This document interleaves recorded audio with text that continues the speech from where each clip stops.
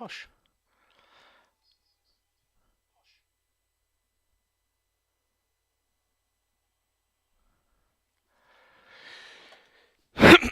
Hello, friends. There will now be a brief interlude of a few minutes while I wait for things to line themselves up. But I'm going to try something exciting because I yesterday set up a dedicated Restream chat, which I think, maybe,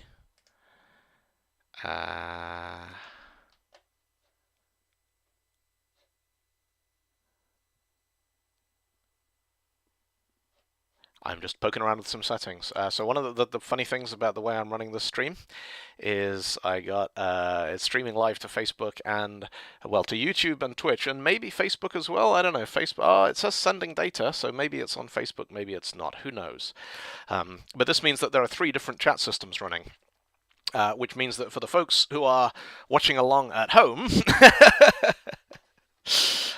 you can't see what I'm laughing at because you can't see the chat. So I'm just trying to figure out if there is some way I can embed the chat system itself in the video stream so you can see the things that I'm responding to. And that would work beautifully if I could make that go to always on top, which I might be able to do. Gosh, this is complicated. Let's drop that down at 80. There we go. Look at that.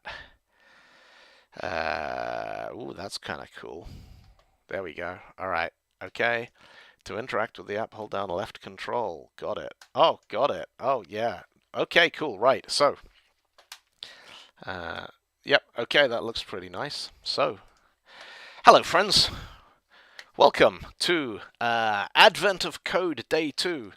So I did Day 1 yesterday in C#, which was kind of fun and cool, and we got a bunch of kind of nested loop solutions very quickly, and then with a bit of help from the folks on the stream, who I'm very happy to see are back for Day 2, we got a recursive solution working, which had some really, really cool, interesting... Hey, Louise! How you doing? Yeah. If you're watching this on any of the streams, so Twitch has about 4 seconds of latency, which means if you're watching on Twitch and you make a comment in the chat, I'll see it like within 3 or 4 seconds.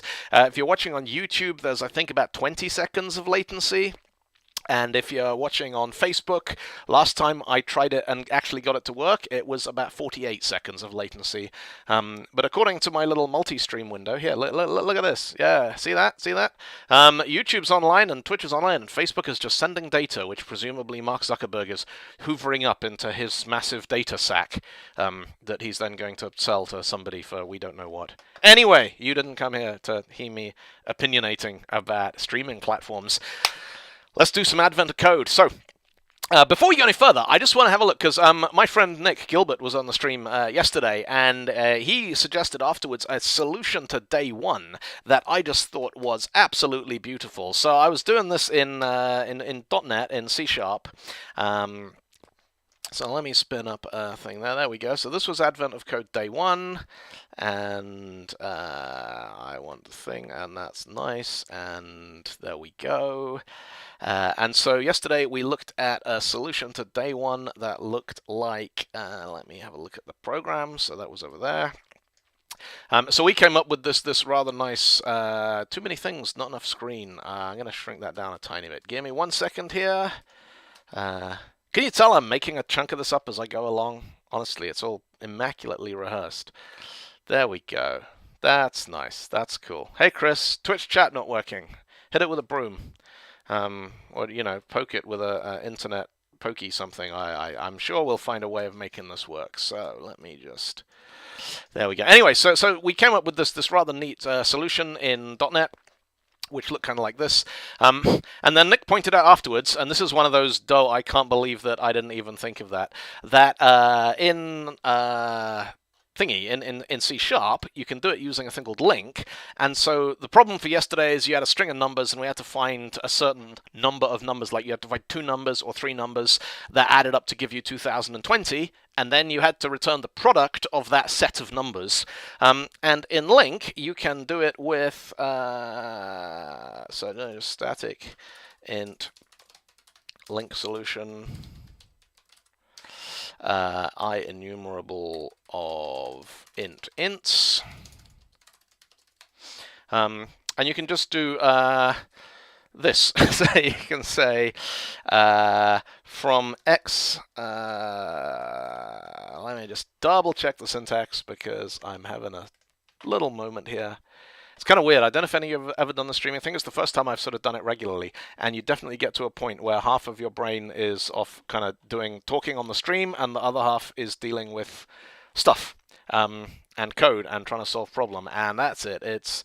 So next solution look kind of like this. Var result equals, so we've got from x in ints, from y in ints, from z in ints, where x times y, x plus y plus z equals 2020, select x times y times z. And then dot. So what that's going to do is x, y, z. Those are going to give you a series. Now they don't, because it's linked, they don't actually do anything until they create projections. They create massive, great big long lists of numbers that you can start pulling things off when you want to, but they don't do any calculation until you actually ask for one. So what we've done there is, if you've ever worked with databases and you've done like a cross join, where it's like all of these times all of those times all of those to give you a huge list of all the possible combinations, that's what this does in link. Is it's effectively translating this kind of outer join, this arithmetic union thing into links. Link is magic, yeah. Well, it's sufficiently advanced, therefore it must be indistinguishable from magic. So that's saying from x, from y, from z, where x plus y plus z equals something, select x times z, dot first or default. Why is that complaining? Because I need a double equal sign in there, because I've only been programming computers since 1987 and I still get that wrong quite a lot. So yeah, and yeah, I thought that was just absolutely beautiful and really simple and elegant, and it kind of shows you the some of the stuff. So link is kind of brings a lot of really cool functional ideas into C# and allows you to do things in a way that's very, very expressive. Yeah, that will give you some potentially some redundancy, but it will short circuit, because what first or default does on a projected enumeration like this is it just goes, give me another one. Is that good? No. All right, give me another one. Is that good? No. Give me another one. Is that good? Yep, right back, and then it stops. And it doesn't do any more evaluation. So it's not going to give you duplicates. It's not going to run the same check more than once. It's just going to give you back a solution, and that's complaining about first or default.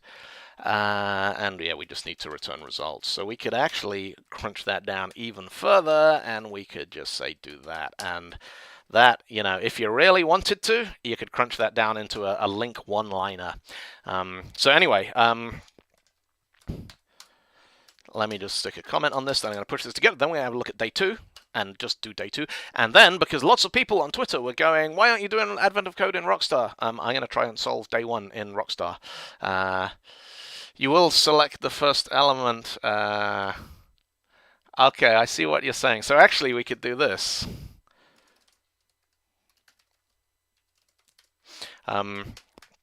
So yeah, the comment from Cinciat is that you're going to be, the first one you're going to be doing is testing x times x, or the first element times itself, which actually you don't need to do. So we can skip 1 and we can skip 2, and I think that'll still work.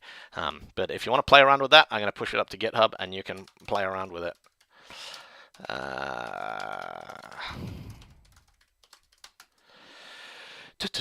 Give me a terminal. Thank you very much. One of those. Drop that over there. The projects. GitHub cd advent of code, git status, git add dot, git commit -m, next link solution to day 1, git push. Boom, right.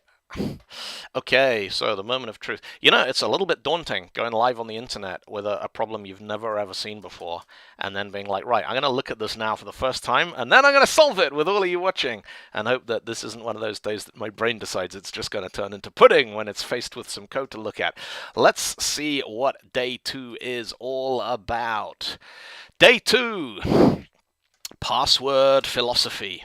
Your flight departs in a few days from the coastal airport. The easiest way down to the coast from here is via toboggan. The shopkeeper at the North Pole Toboggan rental shop is having a bad day. Something's wrong with our computers. We can't log in. Brain pudding is me every day, says Louise. Brain pudding is standard for 2020 for all of us. You ask if you can take a look. Their password database seems to be a little corrupted. Some of the passwords wouldn't have been allowed. To try to debug the problem, they have created a list, that's your puzzle input, of passwords according to the corrupted database and the corporate policy when that password was set. For example, suppose you have the following list.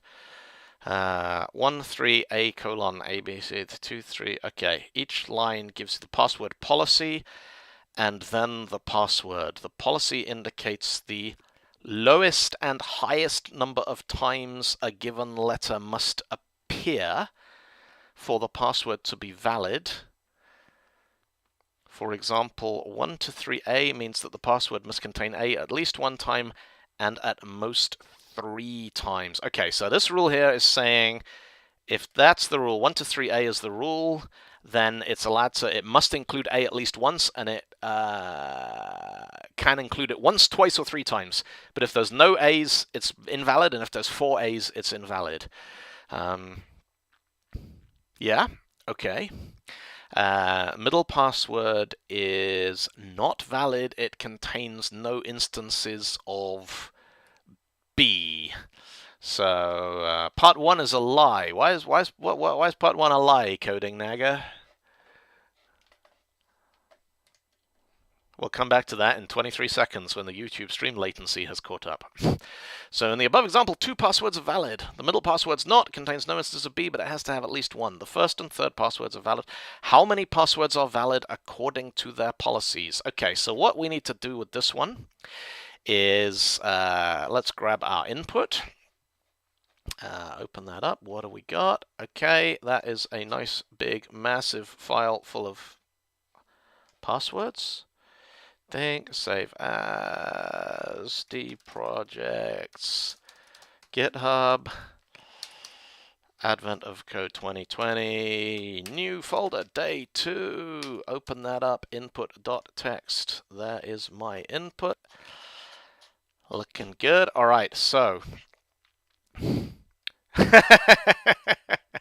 All right, we'll find the fun for ourselves. Part 1 is a lie. Wow, this is intriguing. It's got plot twists and everything. Not bad for a software development Twitch stream. Right, so we've got some input. So what we need to do, each line gives the policy, then the password, and how many passwords are valid. So what we want to do is, for each one of these lines, let me switch back to code here, and I'm gonna close that solution, close the folder there, and I am gonna open up.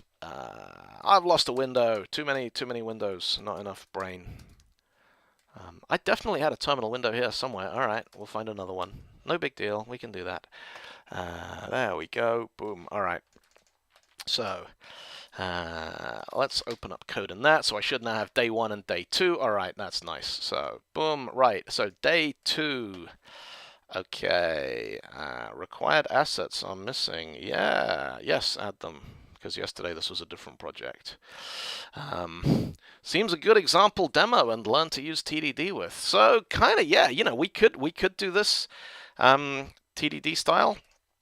I need to dig out some syntax because the .NET thing uses, it's XUnit, isn't it? The default test runner for .NET. So what do you think? You want to go to TDD with this one? Because we can do it. It might work quite nicely. So let's do a, right, yeah, let's try it. What the hell, why not? CD day 2, so .NET new console -o, nope. That's what I want to do.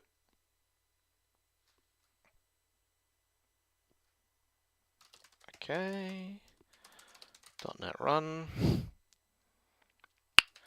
And just out of interest, if I do a .NET test on here, okay, so .NET add package XUnit.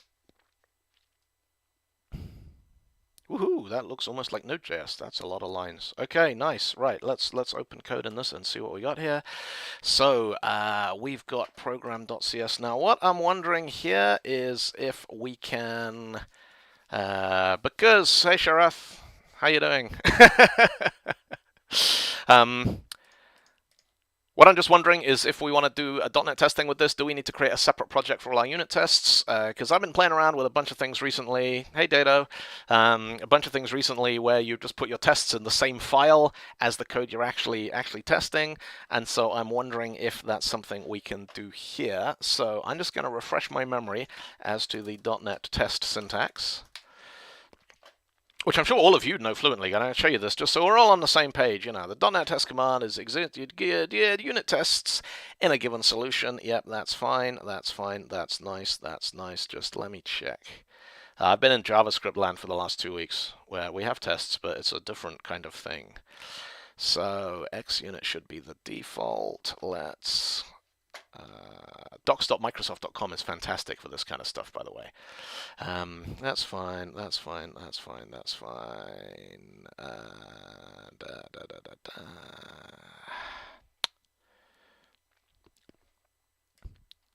Right, what I'm going to do is just see how quickly we can spin this thing up. So if we've got namespace class program tests should be fine, and we'll put the fact attribute on that, and assert dot.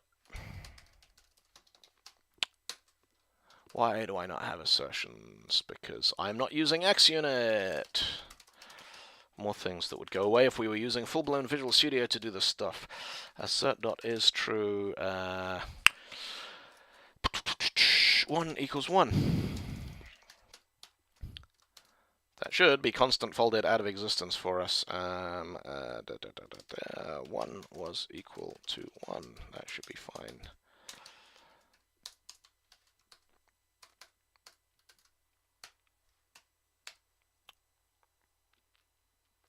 Invalid token in thing.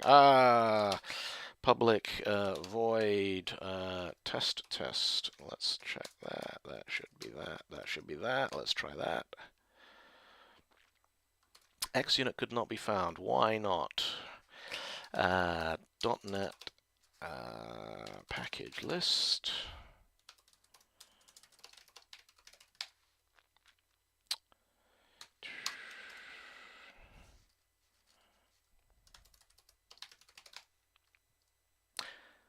What's the command I need? Someone jump in on the chat and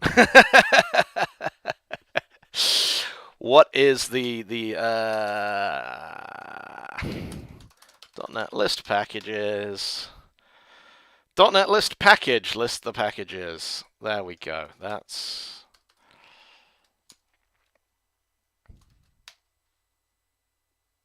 xunit. It's in. 241 is there. Cool. .NET add reference, maybe. If this doesn't work, what I'm going to do is I'm going to, try doing a .NET build and then a .NET test. And if that doesn't work, I'm going to open it in Visual Studio 2019, which is then going to jump in and magically fix all kind of things for me. Fact could not be found. xunit could not be found. Why could xunit not be found? Is it because it has a stupid name? Nope. Is it? Let's have a look in the CS proj file. Include equals xunit, but that doesn't actually give us anything useful about what the namespace we need to import here is. All right, let's reach for the big guns. Boom. Visual Studio 2019, which is much bigger and much slower. It's kind of like, I often describe the difference between these two as being like, you ever go go-karting? And like you drive around in a go-kart for a couple of hours with this big stupid grin on your face and it's really fast in the corners, but then you get back in your own car and you're like, oh, this is so comfortable. I never realized. That's like going from VS Code to Visual Studio and back again. One of them is kind of brilliant and fun and scrappy, and the other one is just kind of, you know, nice and comfortable. Let's open a project, and we're going to open the projects GitHub. You be nice about C# on here. If you're not nice about C#, we'll make you do it all in C++. Yeah, that's what I'm looking for. Is the exact, well, just what's the name of the namespace we need to import? Advent of Code 2020, day 2, day2.cs proj. There we go. Open that.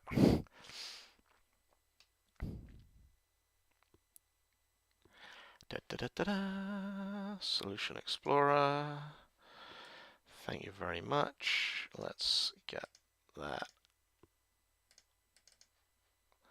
full screen. I have yeah, this is fun.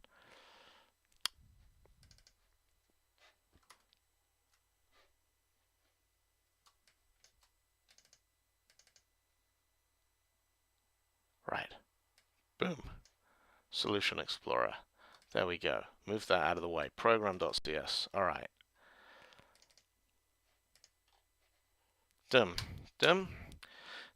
Import missing references in file. It is indeed XUnit with a big X and a little u, which violates the .NET framework naming conventions. In fact, because the word unit should have a capital U according to the... why is that complaining now? Assert dot true 1 equals 1 and 1 equals 1. Yeah. So let's, yep, that's fine, that's fine, that's fine. Let's do a .NET run from the command line, which is my happy place, and see if we can get this to run. .NET build, boom, .NET test. Unable to find testhost.dll because,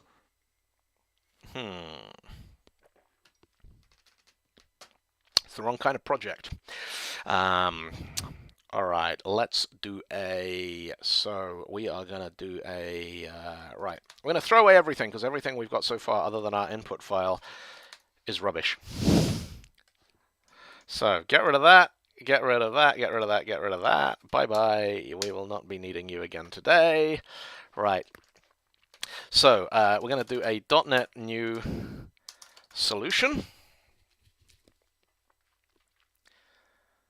And then we're going to do a .NET new console -o. What do we want to call it? Day 2 code. That's interesting. Why has that popped up? Because it's Visual Studio in the background going, what do you think is going on here? Cancel that, cancel that, cancel that, cancel that, cancel that, discard that, close that. Right. So we got .NET New Console and then .NET New, I think test is the name of the template we need to get a new XUnit project. .NET New XUnit. We could do it with NUnit. NUnit, XUnit. Let's use XUnit. That'll be easier. Actually, no, let's use NUnit. Old time's sake. .NET New NUnit -o day 2 test.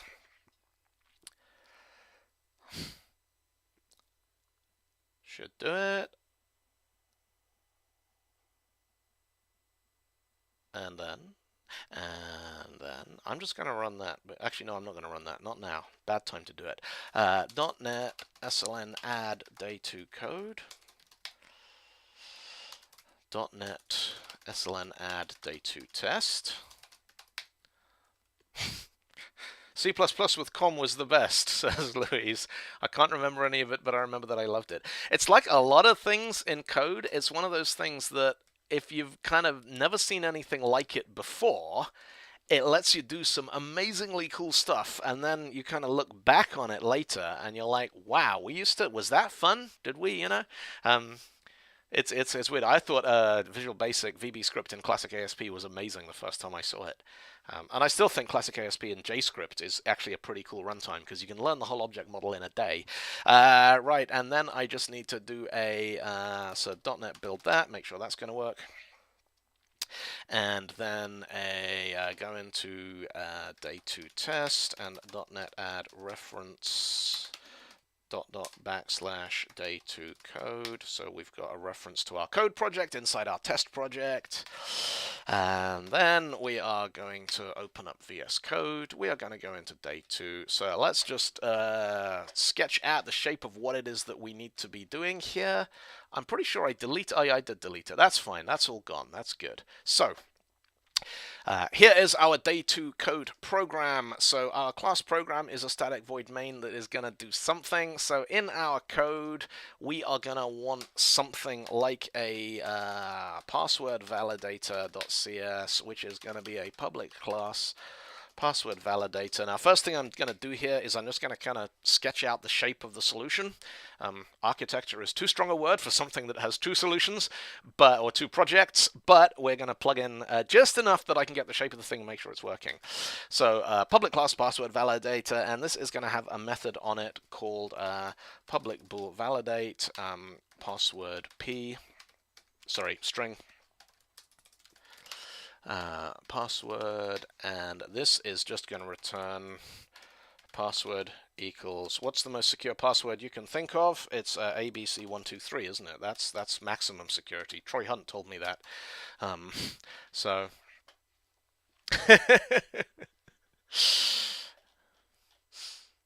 I'm just noticing in the chat folks talking about Rust and C++, and yeah, I have yet to dabble in Rust, but hey, one day, you don't know. Okay, so we've got a password validator. So now what I want to do is in my test project, yep, that all looks pretty good.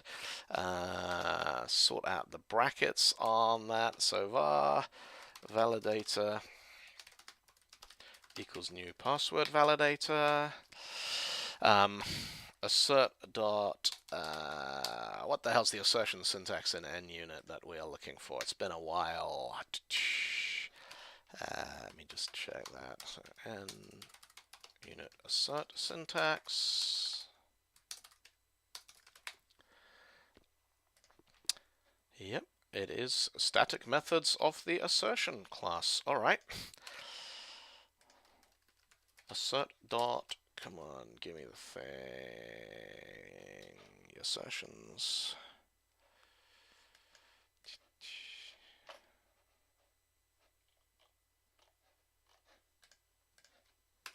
Let's go back to Visual Studio.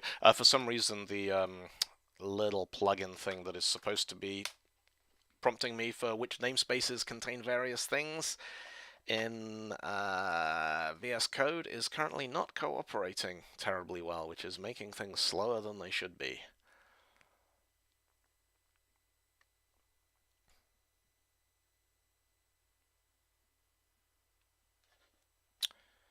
No, we do not need a new version of Visual Studio. Not now, not today. Sling that over there for a few moments. Not now, thank you very much. Solution Explorer, pin that. I'm gonna just...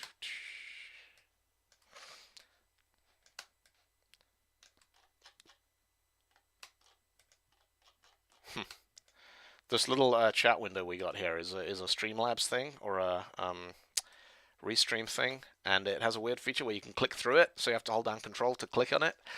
Anyway, setup assert.pass. Okay, that's working. That's fine. That's never mind. So I have. Ooh, look at that. That's nice. So let's do a var validator equals new password validator.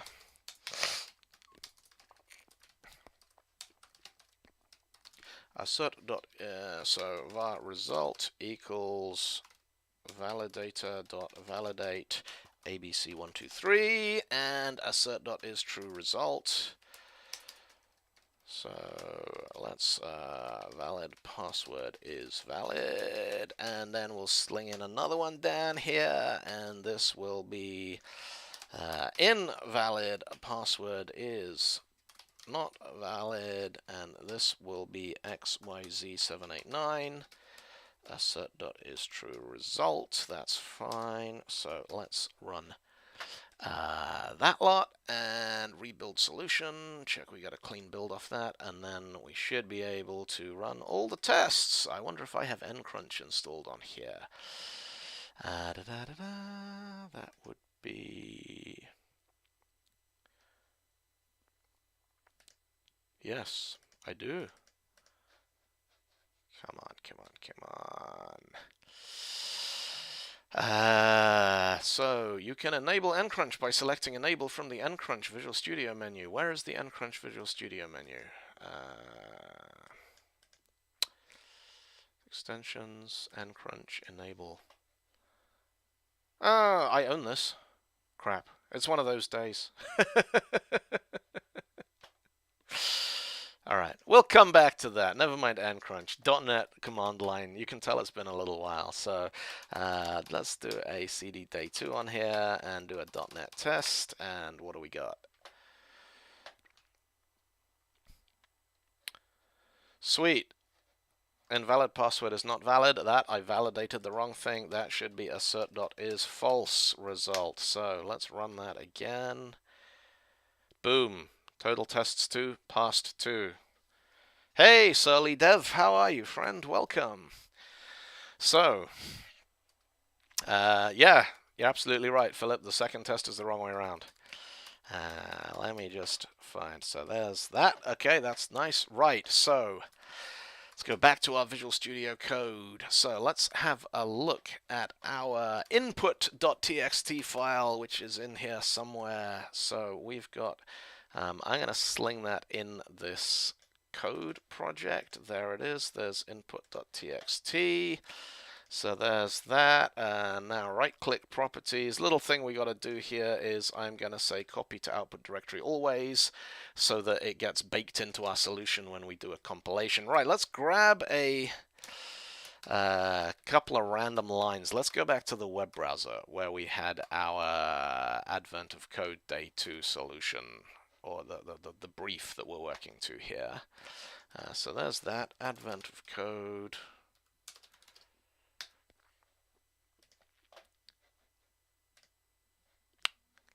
So that's valid, that's not, that is. So this is what we got.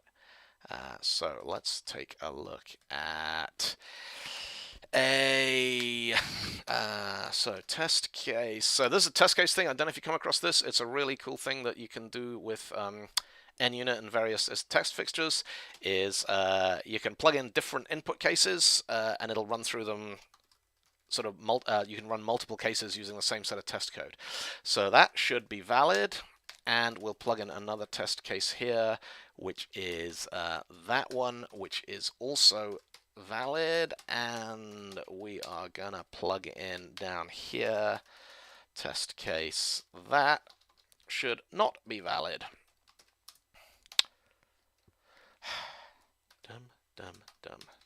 That's fine. Let's drop that in there. So, valid password is valid. Validator.validate. So that now needs to take a string password. Now, technically, each of these lines is a policy and password, right? But I'm just going to drop them in on a single line here because or I'm just going to call that variable password because it'll keep things a little cleaner.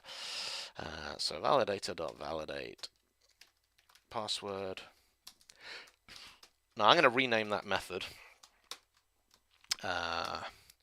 because I think isValid is a better name for it, because it implies that it returns true or false. It is valid true or it is valid false. So assert.isTrue, that password, and assert.isFalse result. Okay, so I am actually just going to take a brief detour into this window, which I'm not going to let you look at, but I'm going to see if I can get my ncrunch license key out of here. Because if I can, it's going to make this much more exciting. ncrunch.net. Yep, login, that's fine. Yep.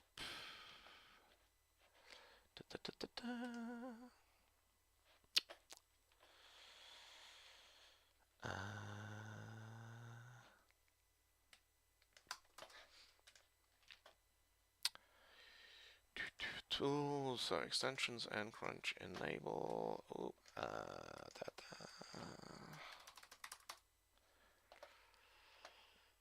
It's out of date. All right, never mind. Never mind. We'll do our test running from there. Is there a built-in test runner in VS 2019? I've always used ncrunch to do it. which just sits and runs in the background. But okay, so let's look at what we got. We got a .NET run. So I'm expecting all this to fail. No, that needs to be a .NET test, doesn't it? Okay, so valid password is valid. That one should have been true, but it came back as false. That one should have been true, came back as false. So we got one passing test because our invalid password is correctly invalid. Right, so what do we need to do to actually validate this? So I'm just going to grab those two lines there. I'm going to jump over to our... where is our actual program.cs? So there's our password validator. So there's those two. All right, so the format of each of these input lines, let's just verify that against what we got here, is gonna be an integer hyphen integer space character, then a colon, then a space, and then a password. So you have a problem. You attempt to solve it using regular expressions. Now you have two problems, but maybe this is an actual good scenario to use a regular expression to do some stuff on, or maybe not. So we got inputs look like this. We need to, so we could do this using a regex, and we could kind of pluck out individual pieces of that one by one. But what is probably easier to do is to say something like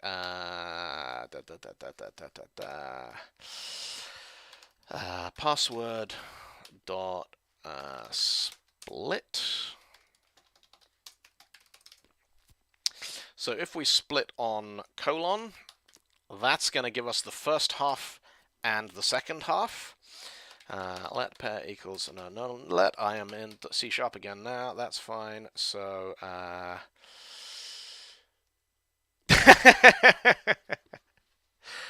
this is totally a valid case for regex. Or a capturing regex, but it's probably easier to break it down into pieces. Reg, because it stands for regular. It should be a regex, shouldn't it? Regular expression. Yeah. Yeah, regex. All right. We've sorted that one out. Fine. Regex it will be from now on. So if we split it on that, so now we have var policy equals pair 0. So the first part of that line is the policy, and s goes to s dot trim, because we don't want any dangling white space on and off the ends of that. Var policy equals pair 0. So s select here returns a link enumeration, which means to turn it back into an array, yada yada yada yada yada. So policy equals that, and var. So this is where our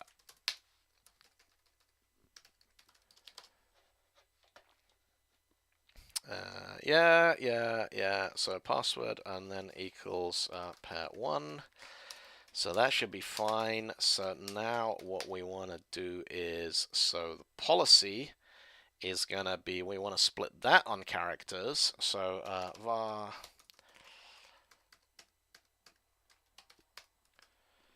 now thinking of names for this stuff gets kind of hard, so I'm going to call it bits for now and come back to it when I've got a clear idea of what it is that it's going to do.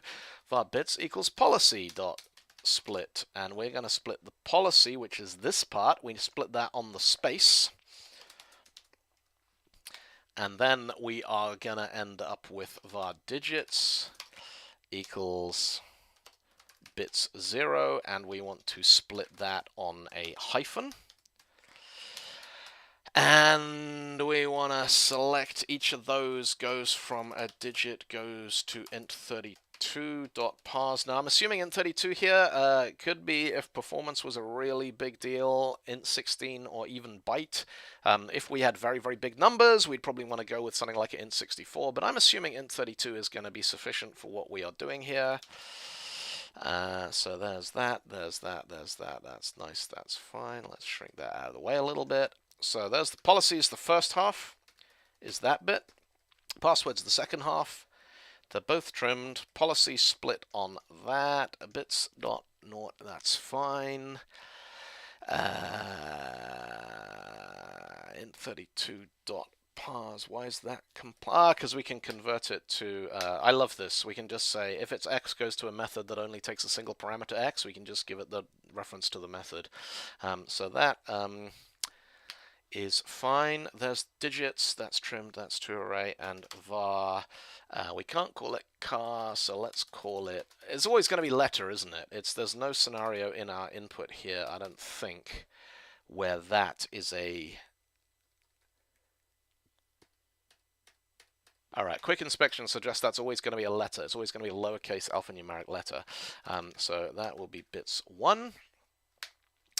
So let's just do a very quick console.writeLine.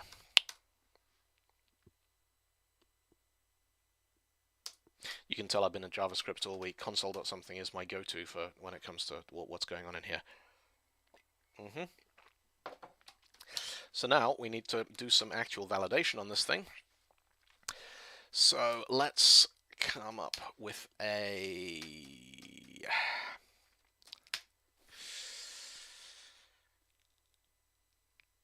And this is where it gets exciting. So we need to count how many instances of letter occur in password, and we need to return true if the count is... Okay, we can do something fun here, I think. So a a string in .NET is also an array of characters. So if we coerce that to be a... Why is that complaining?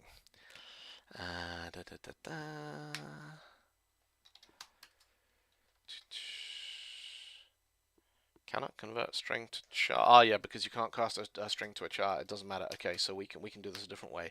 So var count equals. So we can say password dot count, and in here we can put a predicate, which count. Come on, don't. That's it. Password dot count, and in here we can say C goes to C equals letter. Might actually do it. What's that going to complain? It's going to complain because C is a character, and that is a that's dirty. That's going to take the first character of a one-character string, but it'll give it back as a byte. Yeah, as a char. So that should work. Var count equals that, and if count is less than bits 0, we want to return false because it doesn't have enough of that character. If count is greater than bits 1, we want to return false.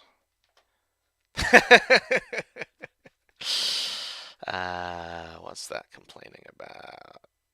Cannot abilize a type of ints and string. Digits, not bits. And then if the count is greater than that, return false. So count is going to be, in that case, it's going to be 0. That's complaining. Cannot exploit indexing because that needs to be a to array as well. Count that, return true. So this should now... Let's just check it on those .NET test cases, see if that worked. Boom, expected true, but was false. Why? So this is where it starts getting interesting. So...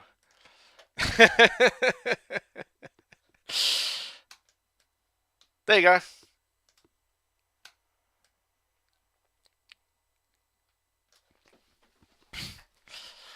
Limited screen real estate makes it hard. I'm slowly figuring out where to put... You want to get to a point with streams like this where you know where to put the pieces. Right.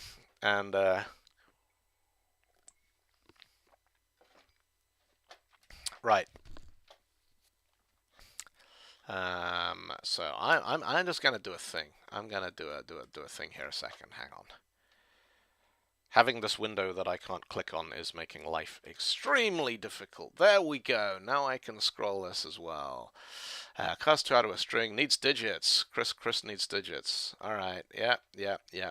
Right. Let's see what the problem. So when we said we are going to do this TDD style, actually we kind of didn't, because we threw in the test cases from the example, but didn't go through and validate the various cases properly. So I'm going to go back over to my tests here. I'm going to comment that out. And I'm going to build some test cases based on my understanding of the requirements. So first of all, we should have a test case that...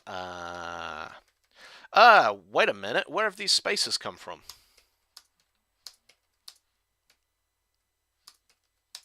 Because there are no spaces in the input file that came off the website, if I recall correctly.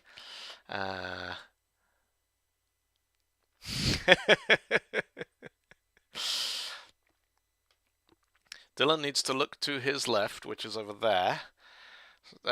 So it looks like he's reading the Twitch chat or have chat on a monitor above his head, so he's looking in the right direction. So I can put the chat on a monitor above my head. It's up there, but if I do that, you can't see it because I've got the chat on the same screen that I'm using to do the dev coding and put it always on top. That's tomorrow's micro optimization refinement thing. So test case. So if we've got 1-to-1 A and the password is A, that should be true. Whereas if we have a test case of 1-to-1 A and the password is AA, that should be false. You all with me so far? So if we do a .NET test on that, I'm expecting to get 2 greens. And I'm not. Why am I not? Because a total expected message was expected true but was false. So our validator, first test has that's right. Thank you very much. Okay, so far so good. So let me just throw in a couple more test cases here and see what we got. So if we've got a test case of 2-to-2 AA, that should be true, right? But if we got a test case of 2-to-2 A's with AAA, that should be not good. Okay, so far so good. So far so green. Yep, I will see your message 30. So actually, it's about 22 seconds after I solved it, Chris. It's the joys of internet streaming. In theory, there's no reason I couldn't set up like a Zoom call and do a Zoom screen share of all the stuff that's going on OBS at the same time as the rest of it, but maybe that's one to pick up another day. Apparently, Twitch streaming is what all the cool kids would do. So if we now have a password that must contain exactly 2 A's, and it includes that, yeah, you can. So I'm still kind of juggling with the format. I should be able here in OBS to pick up that window and put that somewhere else, but then I won't realize if the thing I'm pointing at is behind the chat window for everybody else. So maybe that would be good, or maybe that would be bad. I don't know. So let's just see. So ABBA, that should be fine as well. But let's plug in a couple more. So if the test case needs 2 A's and we've got Bab, that should fail, and an Aba should fail. So I'm expecting 8 little green ticks. And we've got, ooh, interesting. That's because I'm stupid. That does, in fact, have 2 A's in it, doesn't it? That should be ABB. Yeah, there we go. All right.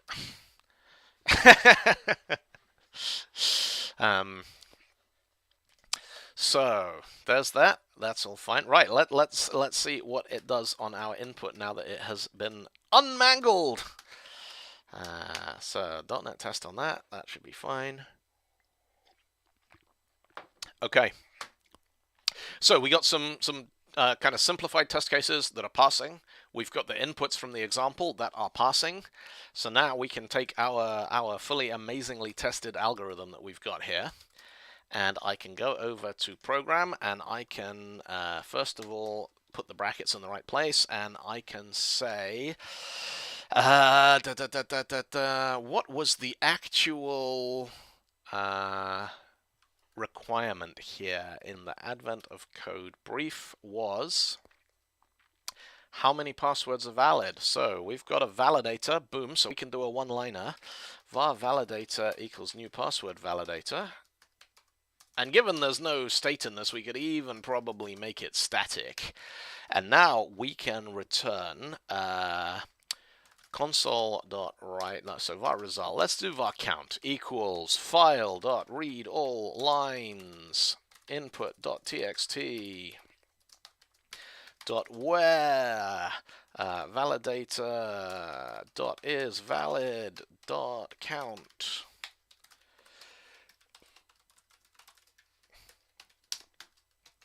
Because when half of your solution is beautifully covered by tests and everything, the other half can be unreadable magical link one-liners, right, kids?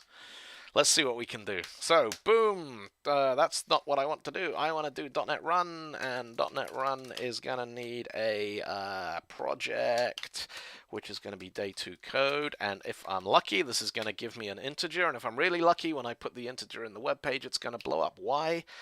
It can't find input.txt. Why can it not find input.txt? Because I said dot, which is relative to the folder that I'm in, not the folder that the program is running in. So the easiest way to fix that is to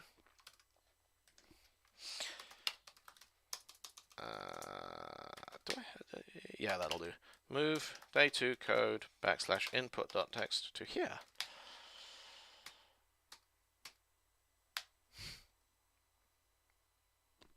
$398.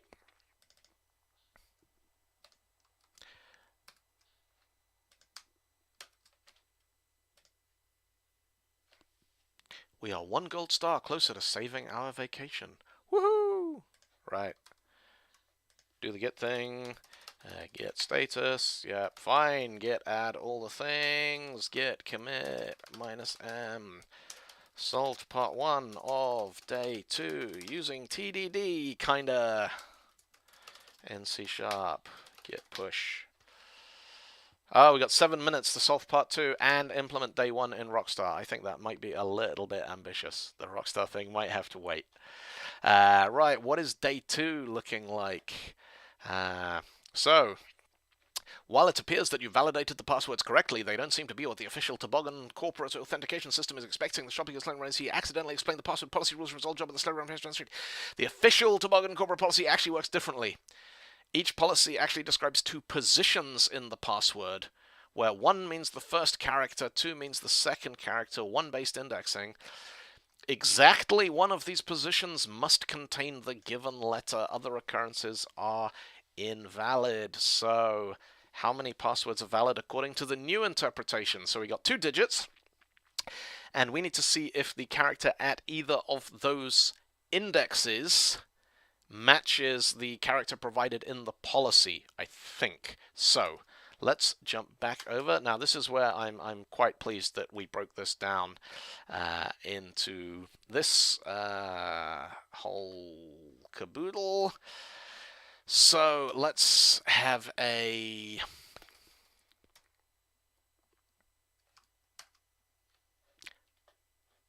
XOR. Exactly 1 must contain, and the other one must not. Yeah. Okay, good, cool, thank you. Yes, I'd have got that wrong.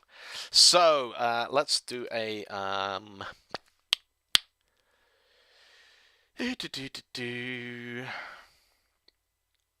I'm gonna split this out a little bit. I'm gonna do a little thing here. So I'm gonna say public class policy, and a policy I'm gonna say public int digit 1. Get and set. I need to learn record types in C#, by the way. I haven't learned them yet. That's why I'm not using them. They'd probably be quite good for this. Get set. Public char letter. Get set. Okay, and public bool. So that's fine. So then we got a static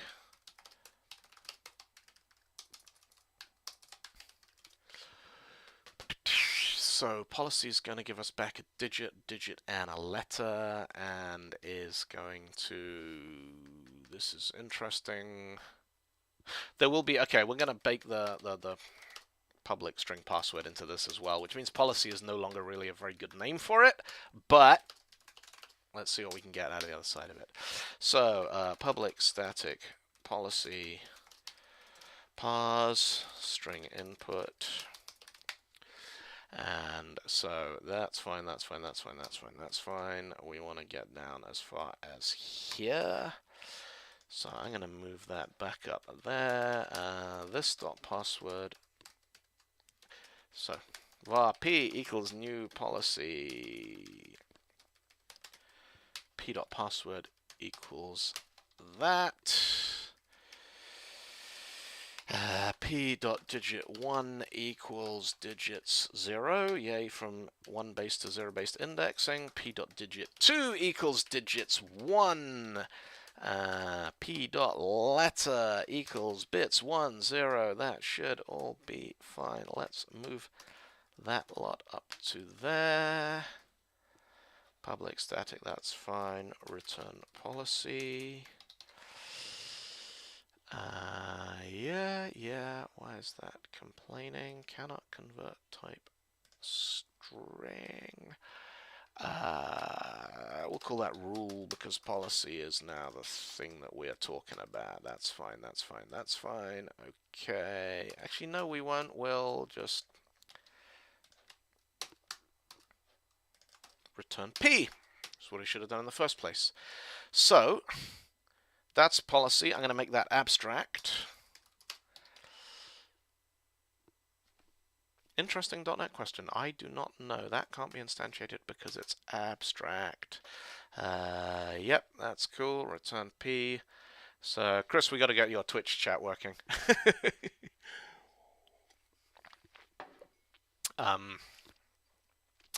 That's all fine. That creates a policy. So now I can create a public class part1 policy which inherits from policy, and that is gonna have an abstract bool is valid, which has no implementation, which it can't do because that's a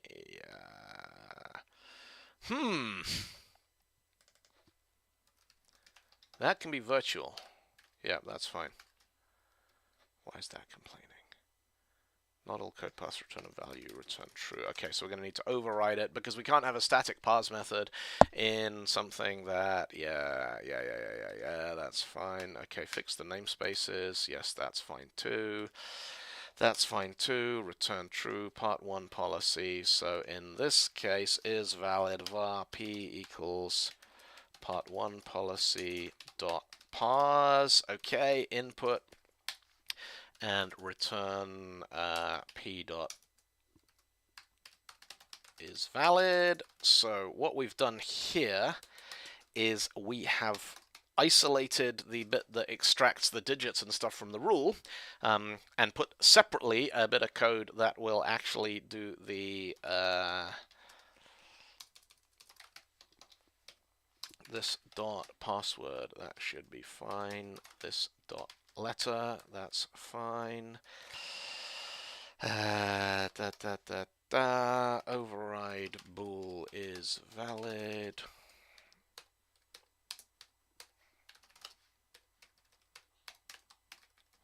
Count is fine. That should be this dot digit 1.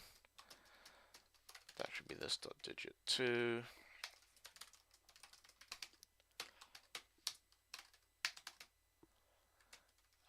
Okay, that should be fine. That should be fine. Those are the redundant parentheses that I don't need. So let's check that that massive refactoring hasn't broken anything.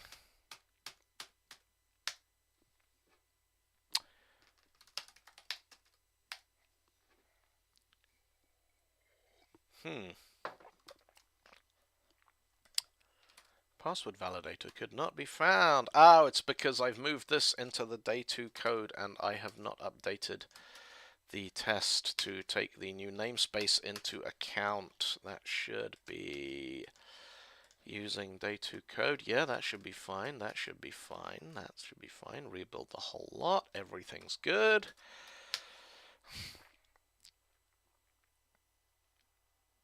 Interesting. What did we break? And why?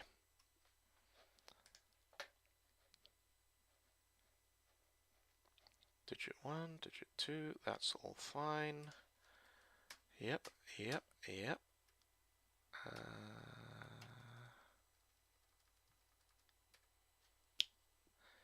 I know why this is. It's because part1 policy.parse is returning the base class, not the derived class. Which is horrible and probably needs to be fixed. And that's interesting too. Why is that not working?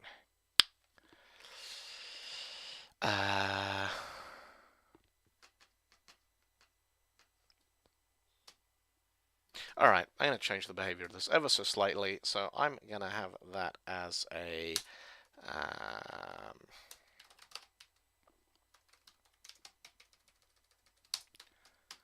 that. So instead of P, those are all going to be this. This is a covariance contravariance thing. It's that the thing can be cast to the other thing in one direction, but not in the other direction. We could have a method that returns a... So if this parse method returned a part1 policy, we could coerce that to be a policy. But we can't coerce a policy to be a part2 policy because it doesn't know that it's allowed to be that. But it's alright, we can just bake it into the constructor here. So this now can be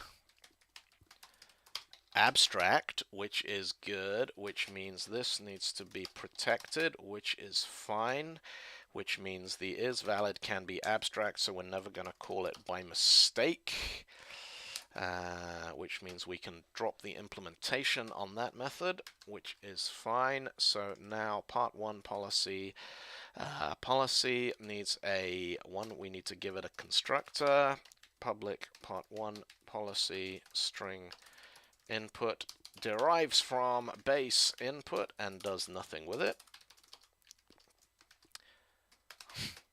Constructor inheritance, and finally there's that. So that should now work. Part1 policy does not contain a definition for parse. Yeah, that's fine. New part1 policy, so just spin it up on the constructor. That's fine. Boom. Okay, sorted.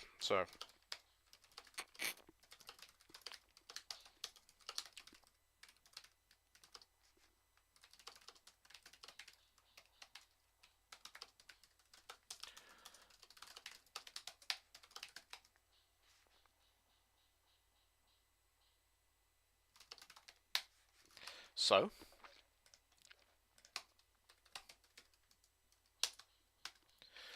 now we can go in here and we can say, right, public class part2 policy, which inherits from policy, and this one, again, we want string input to inherit from the base constructor because that's abstract. So public override bool is valid. So we got one based index, right? Those digits are one based. So var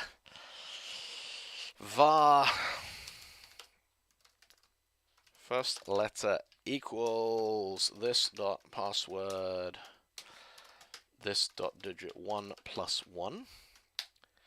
Did it say anything about whether they can be out of bounds? I don't know. Are we going to end up with like a rule trying to get the 22nd character out of a one-digit password? So this dot would, yeah, no, you're right. That's -1. Yeah, yep. Var second letter equals this dot password. So this dot digit 2 minus 1. And exactly one of those has to match the letter, right? Exactly one. It can't be both.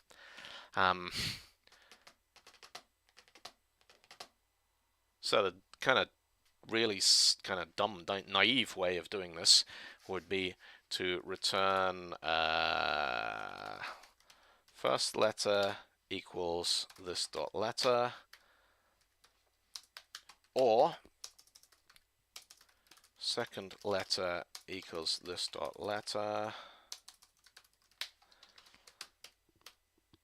Is there an exclusive OR in .NET? I've never had to use it before, but I'm sure there must be one. XOR in C# says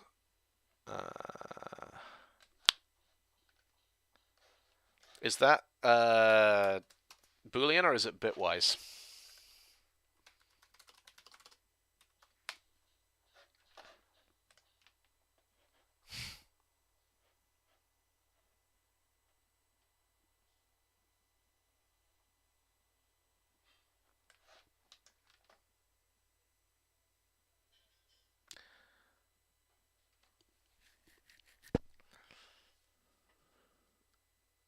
For operands of the integral numeric types, the AND, pipe, and caret operators perform bitwise logical operation. Interesting.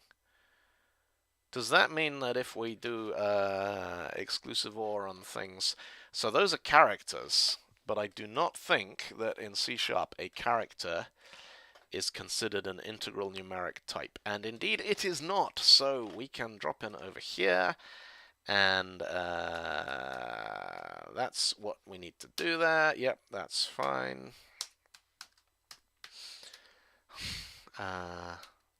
Yep.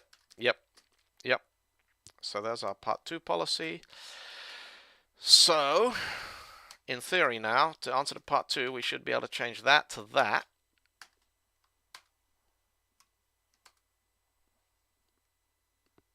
Of course, none of our tests will work now because we forgot to go back and implement the test coverage for the second set of policies.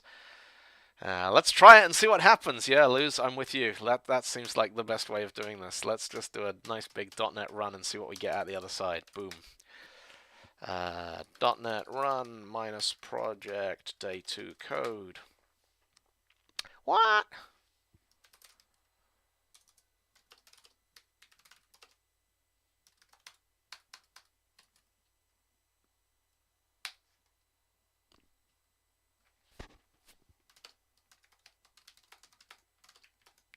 That totally worked. Like a minute ago, that worked.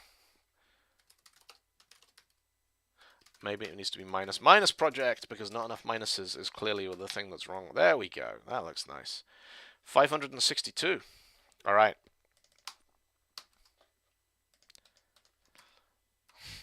Did it work? How many passwords are valid according to the new interpretation of the policies? Submit is the right answer. Hooray! Yay! Let's do the Twittery thing.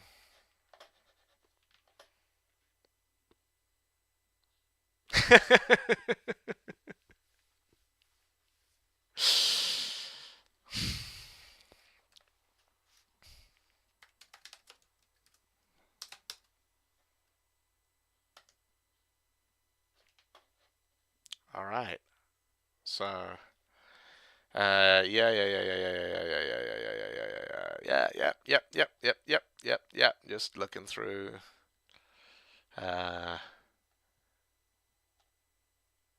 Today's task is on Advent of Code / day 2. Dick Grayson, who looks suspiciously like Robin to me. Yep. Did it. Sweet. Right.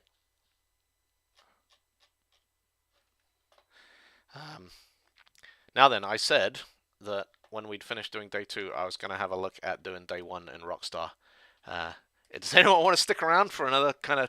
I'm not going to spend a lot of time on it, but I think in sort of 10 minutes, maybe 15 minutes, I can probably get something interesting up and running. So, okay.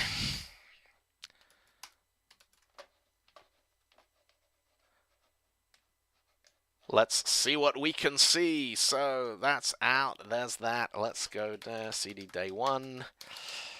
Make the Rockstar and cat pics on Twitter for the win. Yeah, that's who's that? Oh, that's Tom Cox's cat. Oh, look at that. Oh, that's not Tom Cox's cat. That's a cat cuddling Tom Cox's book.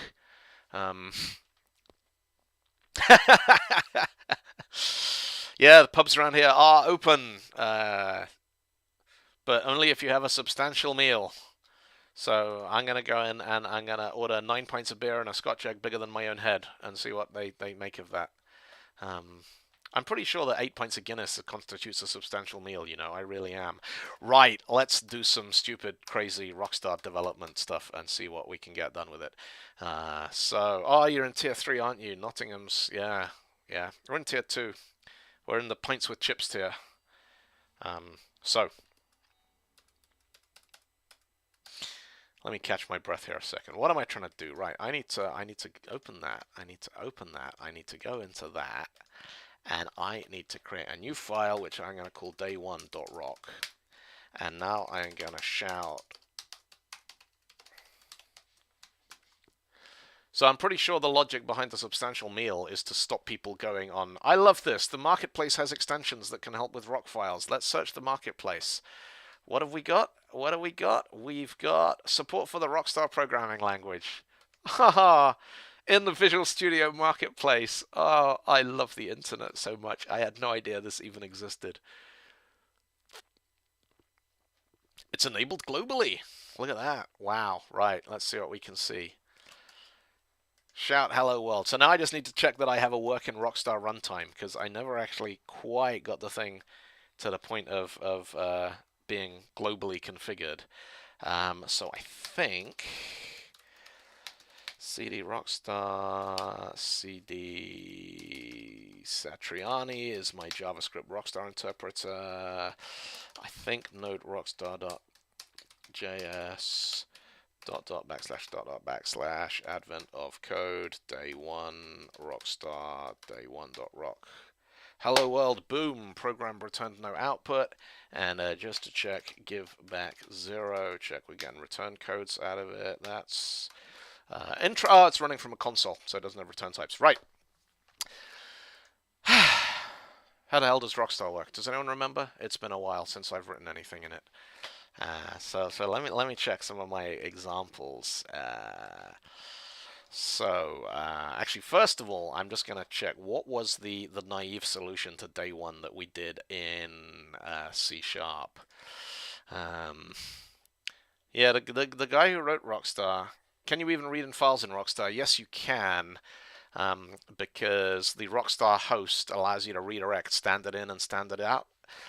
So what I should be able to do is listen to the night, shout the night. That should give me foo foo, and if I do that, but I pipe from advent of code 2020 /day1 /input.text. Whee! Hilarity ensues. Why did hilarity ensue? Assertion args1 is args int 32 failed. Maybe it just needs a...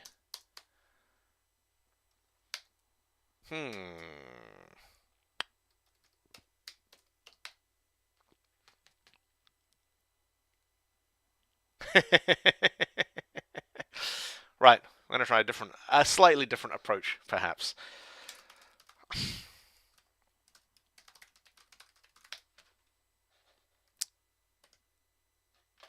Because the online interpreter lets you paste stuff into standard in for ease of doing things like advent of code. So I want to grab that one is there, and there is my interpreter. And there is my input, and I'm going to listen to the night, shout the night. Okay, and I'm gonna rock on that one. Okay, so that's, and then I can have listen to the night while the night ain't nothing, shout the night. So this should give me a loop. Okay, so that's reading every... So what the listen to pulls the next thing off the standard input, while the night ain't nothing does a comparison to 0 or empty string or null or that kind of thing. So what we needed to do in the first one is we needed to find a bunch of numbers in there that added up to 2020 and then return their product, right? Some 2020, some 2020, and if we find the sum, we return the product. So first of all, we need to initialize something to 2020. Let's call this one the target is, so we need a 2-digit number, then a 10-digit number, then a 2-digit number, a two-letter word, then a 10-letter word, then a 2-letter word, then a 10-letter word. The target is on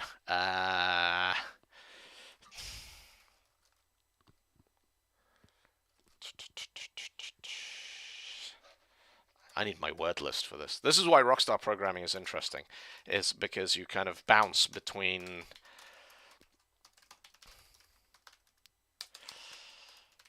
programming and poetry.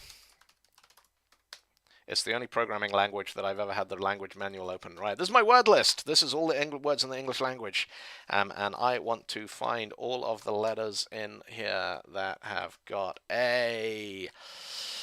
Find, where the hell's my find bar gone? It's probably up there on my television, which is currently switched off. There it is. Yeah, I love having too many screens. Let's bring that one back over here. So I want to find 1, 2, 3, 4, 5, 6, 7, 8, 9, $10. Boom, mark all. Copy other, bookmarked lines, new file. Boom, there's a bunch of 10-letter words. We're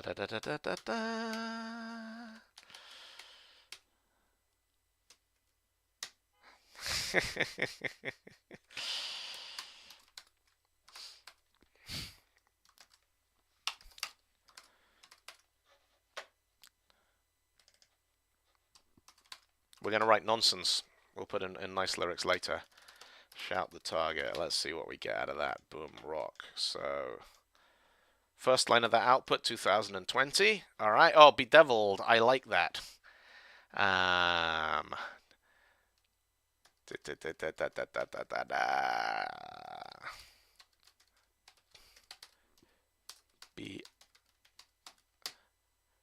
Bedeviled.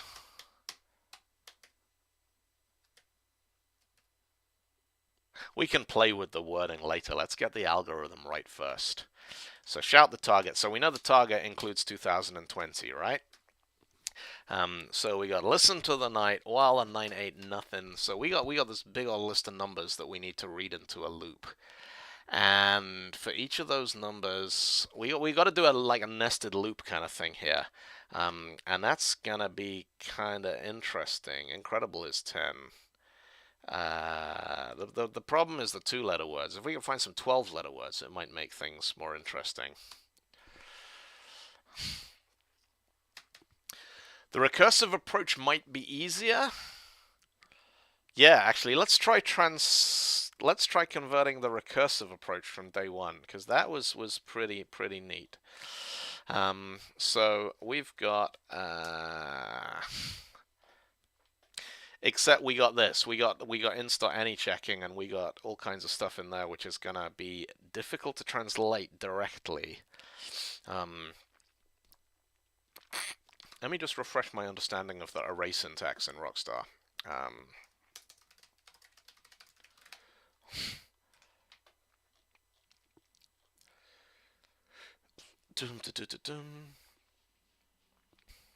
Yep.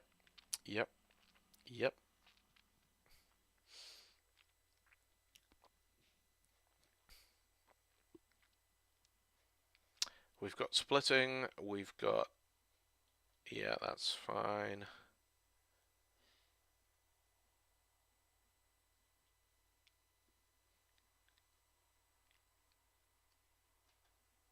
Split the input into words, unite words into the input.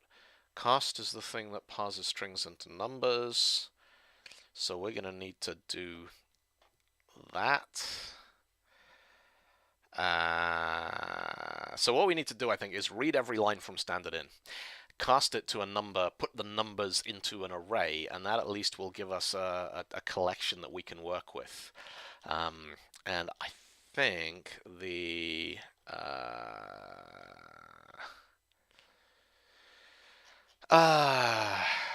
I'm sure I implemented support for a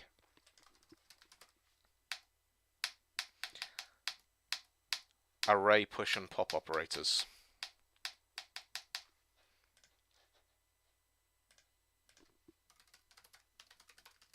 Whoever wrote this languages, I mean, the documentation is just terrible.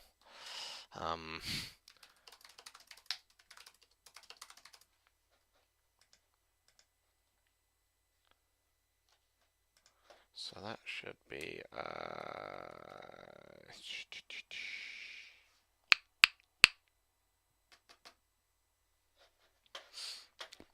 it's all right. We're going to consult the grammar.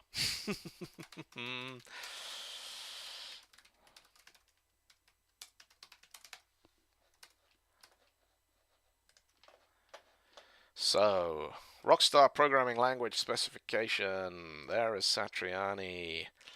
There is rockstar.peg, which is the parsing expression grammar for it. Let's look at that raw. Yep. No, it does not include.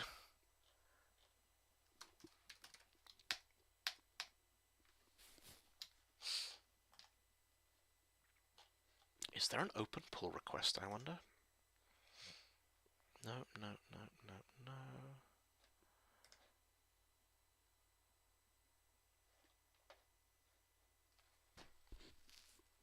That's what I was looking for. I'd never merged my own pull request.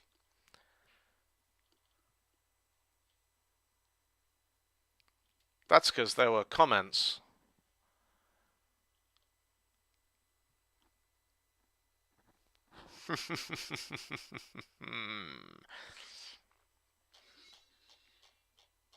Let's try and solve it with what we got, and then I can come back and have a look at that.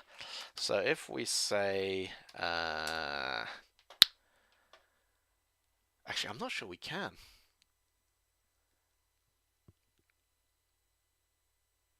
We are going to need a mechanism for reading a line of input and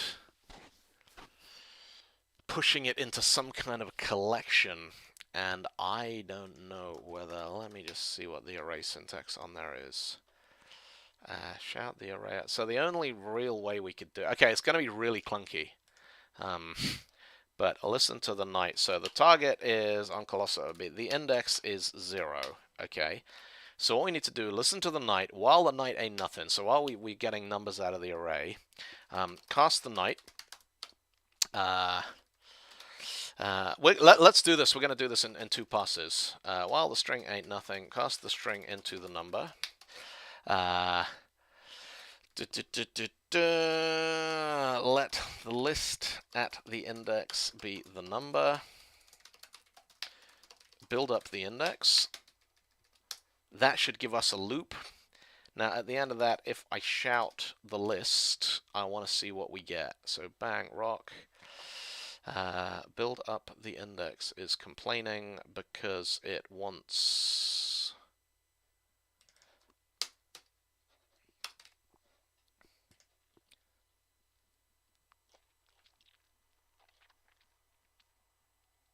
Infinite loop. Thank you very much. Listen to the string while the string and cast the string into the number. Let the index at the list at the index be the number. Shout the number. Shout the index. Rockstar style debugging. Let's see what we get here. 0, 1, 2. It's not reading the next element from...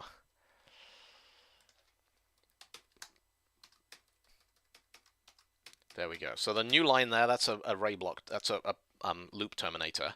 So that while, effectively, that is the, from while to that empty line there is the thing. Okay, so that rather clunkily has given us a bunch of numbers in an array. Okay, so we've loaded all the inputs into the array. Now what we need to do is to do that loop construct that we had. So let's go build the index up. Let's do... No, that will... So Louise, undeniable professional, the length of the word is taken modulo 10.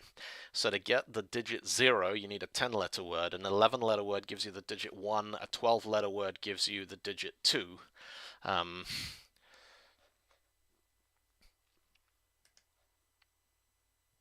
So it's not quite that straightforward. It might be interesting to try that. The difficulty is there's no 0-letter words, and 1-letter words are kind of difficult. So, okay, so let's listen to the string while the string casts the string into the number. Let list at the index be the number. Shout the number. Shout the inner. So those can come out. We don't know our debug code. Listen to the string. That ends the block. Yeah, 12-letter words are easier than 2-letter words.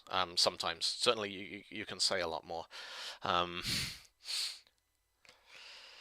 Right, so we've now got all the ints we need in that loop. So now let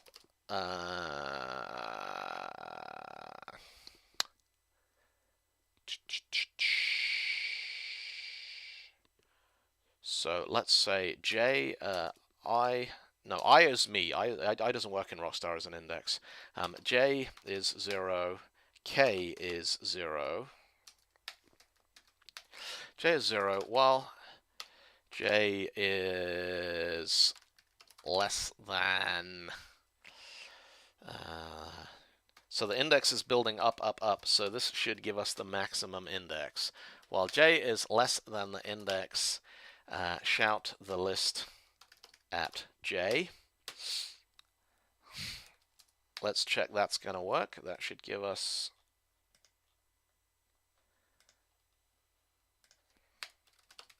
build j up. Dope.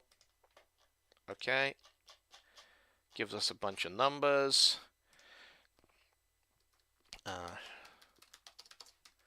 Shout look plus the list at j should give us... Yep, okay, that's working. That's doing the right thing. Shout the list at j. So while j is less than the index, we now need to do a nested loop, which is going to be fun. K is 0. While k is less than the index, if... so let's say let jj be the list at j. Let kk be the list at k. Shout jj plus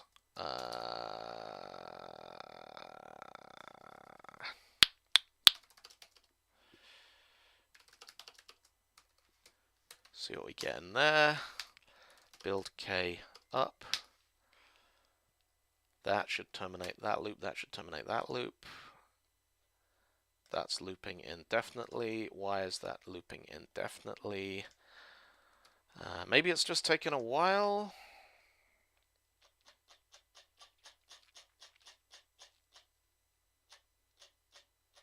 Yep.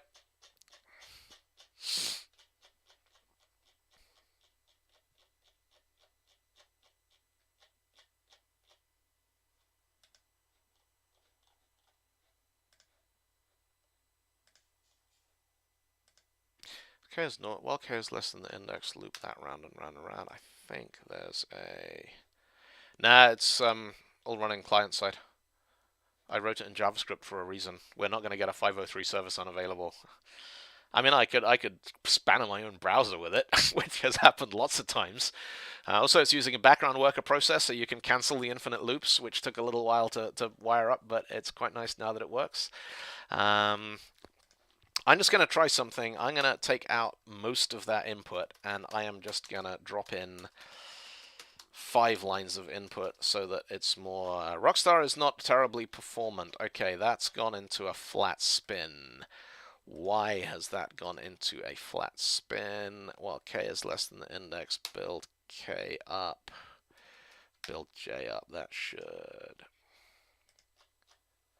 Okay, that's got the correct loop syntax now. So if we put the entire first input back in, drop that back in, and rock it, it's going to take time, but it should eventually complete.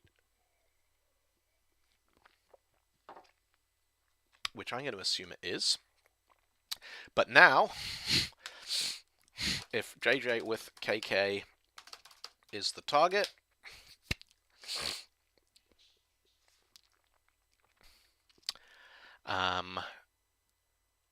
yep, if that plus that is that, then we want to let product be JJ of times KK. That should work. Shout product. I think break will just work. Actually, return product, give back product. That'll do. That should break us out of the loop completely.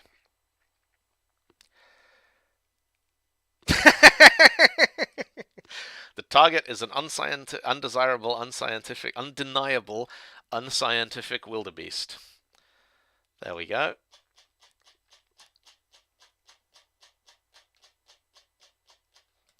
I'm going to take out that shout line. Where's the shout line in there? That can come out.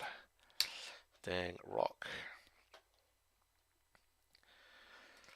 Program result 545379, and if I go back over to my advent of code 2020 and have a look at day 1, my answer to first part 514579. Interesting. Do I have the correct input?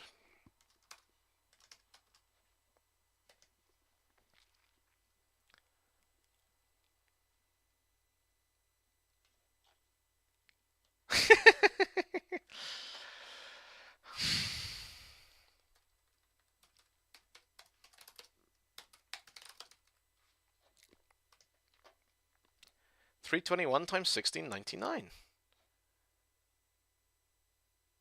Those do indeed add up to 2020.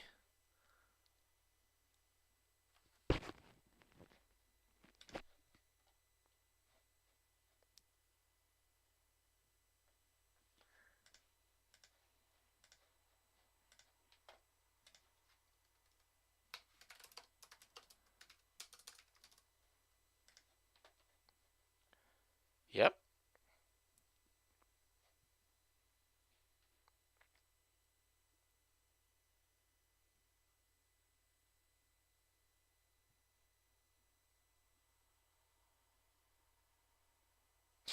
I was looking at the sample one.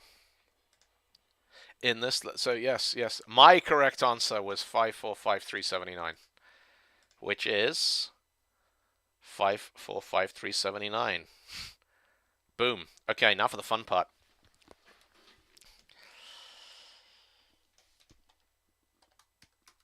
I'm going to stick a copy of that over here in case anything happens to it. So,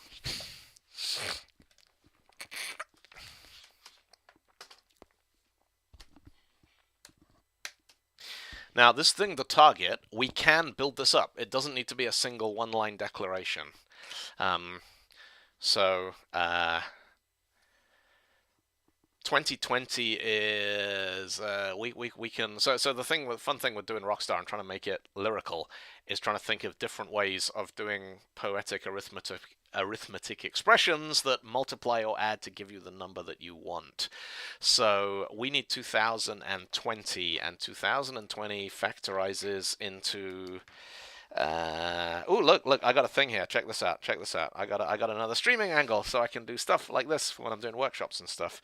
So 2020 equals 2 times 1010 equals 4 times 505 equals, what's 2020 divided by 5? 404? That could be interesting.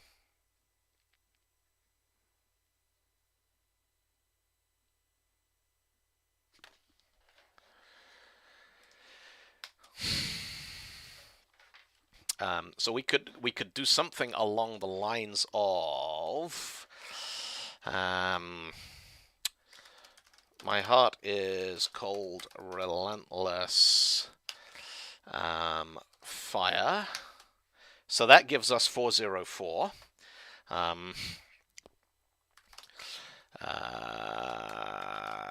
Your love is dying. That gives us the 5. And then the target needs a slightly more poetic description. Let desire be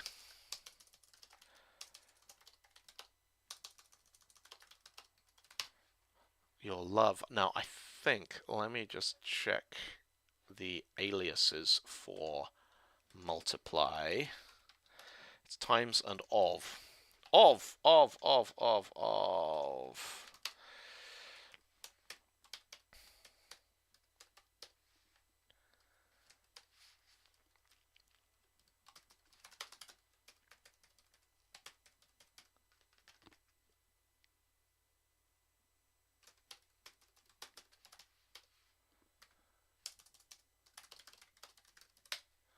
There.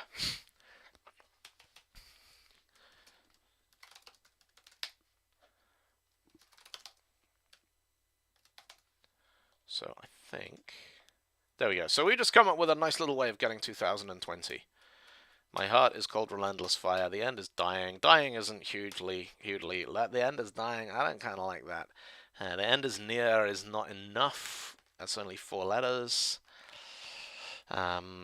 But hang on. If we make that, my heart is aching, relentless.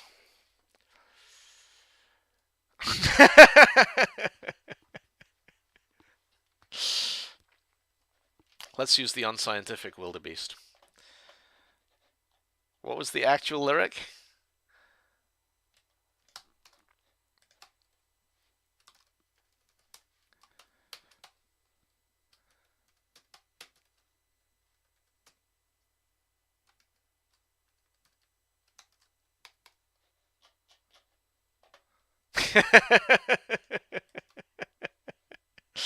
Writing lyrics is hard. Fun thing about Rockstar is that you can actually suck at 2 different things simultaneously because you can write programs that don't work with lyrics that are awful.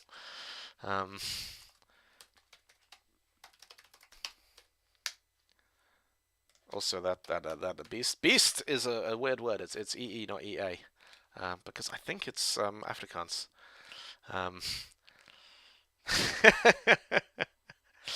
So there we go. We got the target.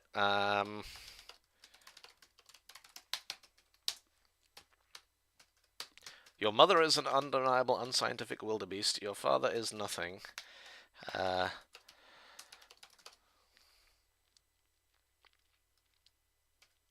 do you mean the last word? The last word needs to be 10 because 10 modulo 10 is 0. So it's 2, 0. So that's 2 digits, 0, 2, 0 as moduli, moduluses. Your father is nothing. Listen to the... What should we listen to?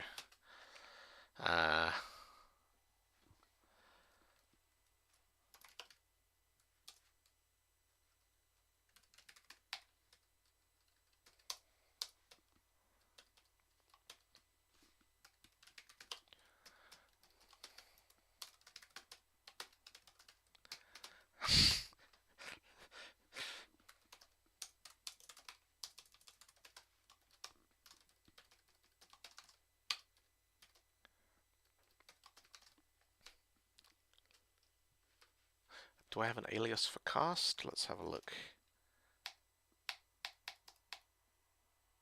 Nah, not yet. Alright. That's the other problem with Rockstar is when you start playing with it, you start thinking, I should change the language so I can write this thing that I want to do. So what do we got?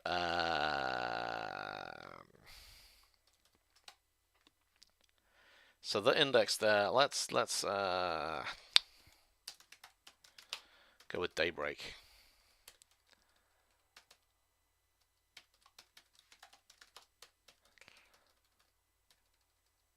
So the list now needs to become something slightly more interesting.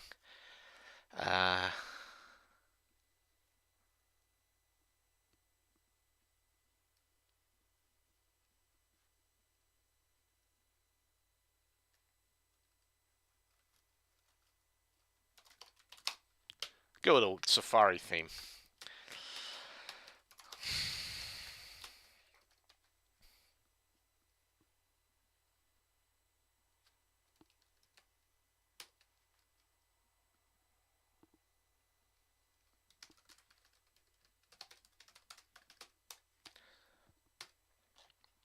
So build the index up, build daybreak up, and listen to the jungle.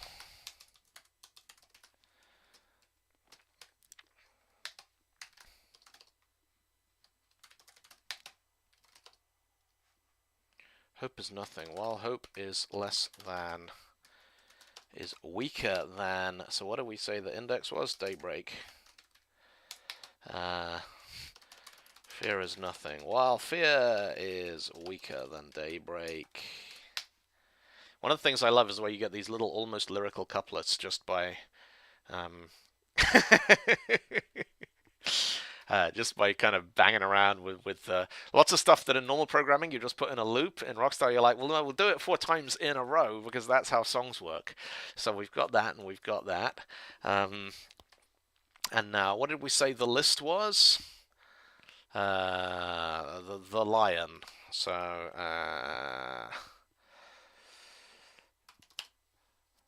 let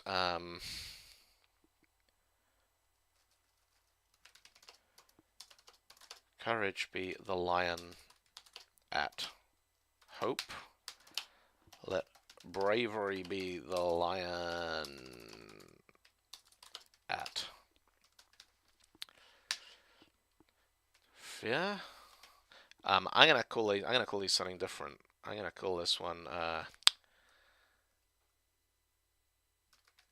dawn is nothing while dawn is weaker than the daybreak. Noon is nothing while noon is weaker.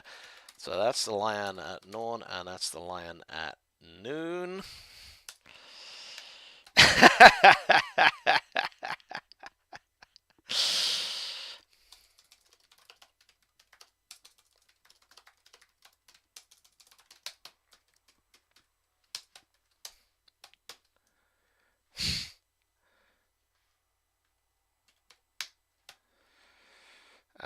If courage with bravery is your mother, let freedom be. It wouldn't be a proper Rockstar program without your heart in it somewhere. Let your heart be courage of bravery. So we changed one of those words to give us back things.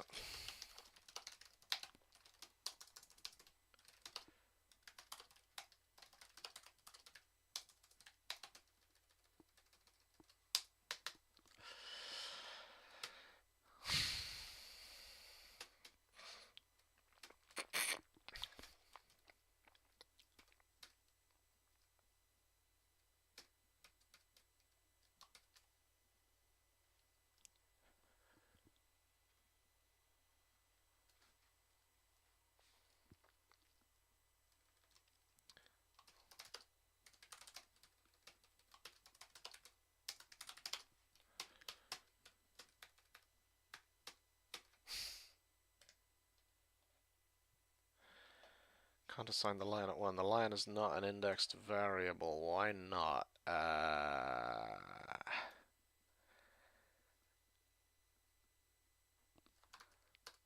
didn't have that problem before.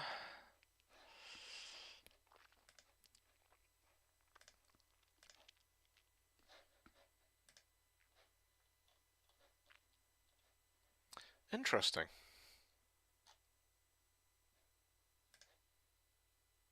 It worked when it was the list.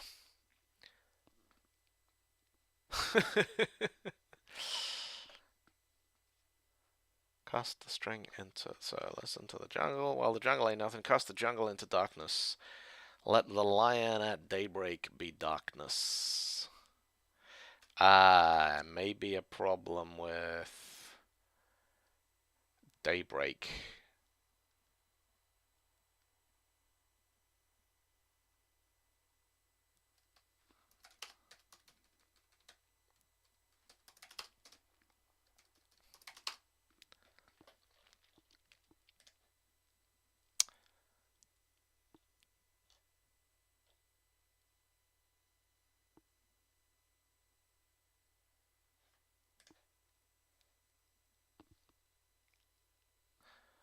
Cast the jungle into darkness. Yes, that's fine. Let something at something be something. The target is that. The index is... Let me just check that very quickly. Undefined variable daybreak. Where? That's there.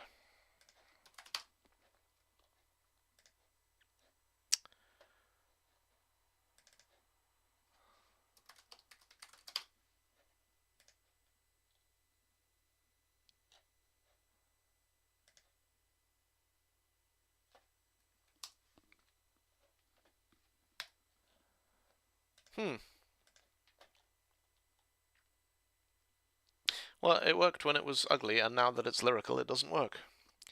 Art is so fickle. So, let's do a quick side-by-side. What do we got here? So, let me just, hold on a second. Whack that over there, and whack that over there, and move the chat out of the way, and close that. So, we had, your mother is an unscientific, the target is, that worked. The daybreak is 0, the index is 0. Listen to the string, the jungle. While the jungle ain't nothing, while the string ain't nothing. Cast the something into something. Cast the something into something. Let the something at the something be something. Let the something at the something be something. Yep. Build the daybreak up. Listen to the jungle. That's fine. New line, that's fine. Dawn is nothing. While J is less than, is weaker than. The index is the daybreak. Noon is nothing. Maybe these zeros are not... No, that should be fine.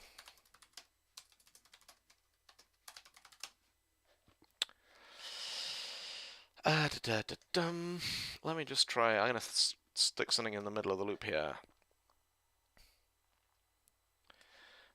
So question in the chat, cast the string into the versus the jungle into the...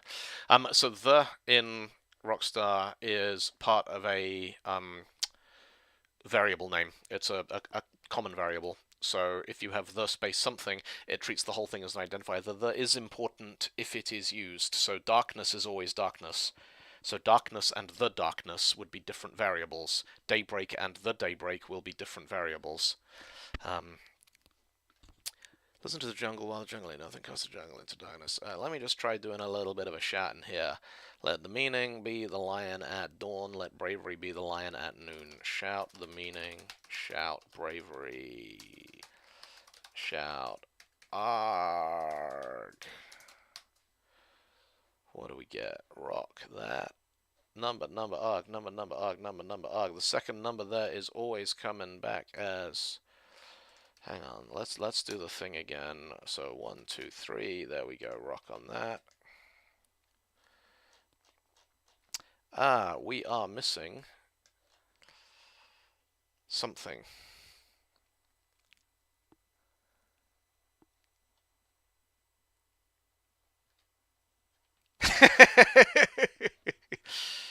Hey Rick, that's awesome, thank you. As you can tell, it is a language so massively unproductive that even the person who invented it is currently stuck trying to write a for loop that adds 2 numbers.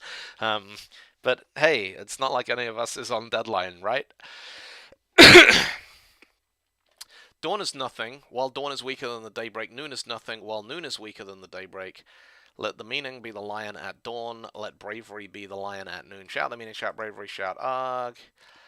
If the meaning with bravery is fine, that's fine, that's fine. Build dawn up, build noon up. That should. I'll take that out for a second. And I'm going to rock that.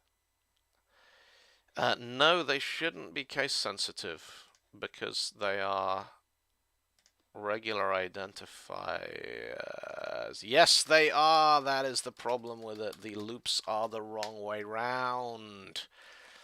Boom.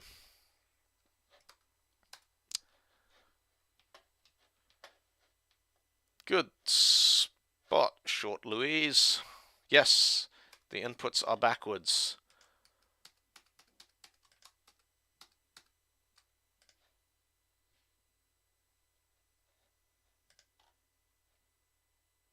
And I've just undone them so that they're still backwards.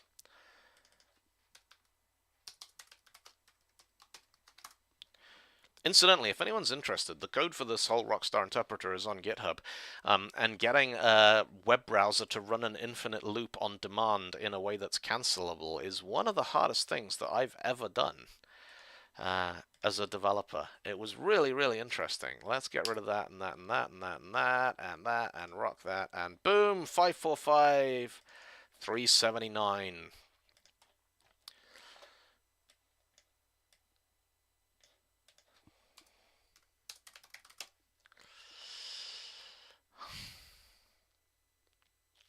That's interesting. Yeah.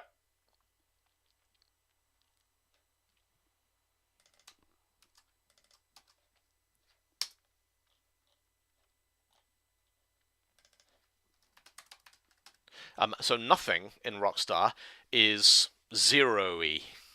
It's kind of, it denotes, it's very useful in comparisons, but if you initialize stuff with it, I think it sets it to the empty array. Now I just need to set it to music. Well,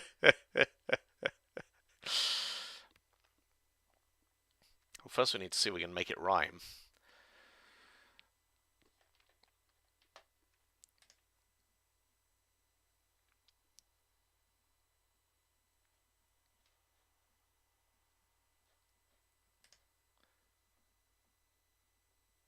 Also, unscientific wildebeest is a hell of a lyric to get into a song.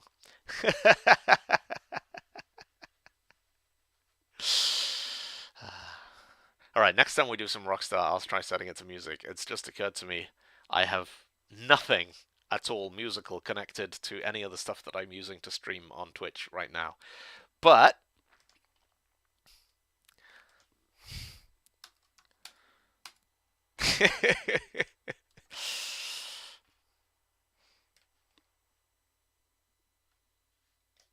actually, let me shrink that up just a little. There we go. I think that is Twitter worthy.